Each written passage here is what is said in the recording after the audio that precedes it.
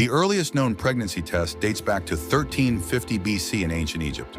According to the Egyptians, all you have to do is urinate on wheat and barley seeds and wait. If either sprouts, congratulations, you're pregnant. And if wheat sprouts faster, it's a girl, but if barley, it's a boy. In 1963, a small study reproduced this test and found that it predicted pregnancy with a respectable 70% accuracy, though it couldn't reliably tell the sex of the baby. Scientists hypothesized that the test worked because pregnant women's urine contains more estrogen, which can promote seed growth. Now it's easy to take this ancient method for granted because modern pregnancy tests give highly accurate results within minutes. So how do they work? Over-the-counter pregnancy tests are all designed to detect one thing: a hormone called HCG. HCG is produced in the earliest stages of pregnancy and starts a game of telephone that tells the body not to shed the inner lining of the uterus that month. As the pregnancy progresses, HCG supports the formation of the placenta, which transfers nutrients from mother to fetus. The test starts when urine is applied to the exposed end of the strip. As the fluid travels up the absorbent fibers, it will cross 3 separate zones, each with an important task. When the wave hits the first zone, the reaction zone, Y-shaped proteins called antibodies will grab onto any HCG. Attached to these antibodies is a handy enzyme with the ability to turn on dye molecules, which will be crucial later down the road. Then the urine picks up all the AB1 enzymes and carries them to the test zone, which is where the results show up. Secured to this zone are more Y-shaped antibodies that will also stick to HCG on one of its 5 binding sites.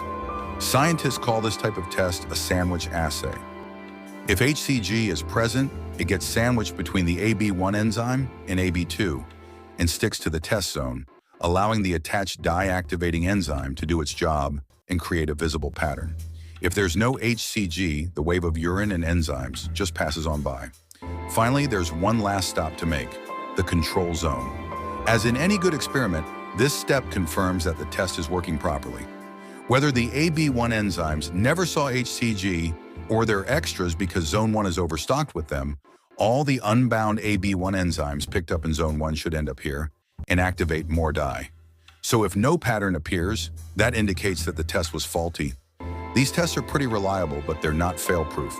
For instance, false negatives can occur if concentrations of HCG aren't high enough for detection. After implantation, HCG levels double every 2 to 3 days, so it may just be too early to tell.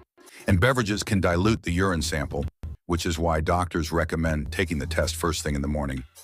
On the other hand, false positives can come from other sources of HCG, like IVF injections, ectopic pregnancies, or certain cancers such as uterine cancer or testicular cancer, making it possible for one of these tests to tell a man he's pregnant. The best way for a woman to find out for sure is at the doctor's office.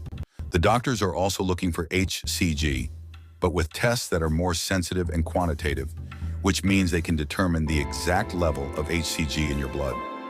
A few minutes can feel like forever when you're waiting on the results of a pregnancy test, but in that brief time, you're witnessing the power of the scientific method. That one little stick lets you ask a question, perform a controlled experiment, and then analyze the results to check your original hypothesis.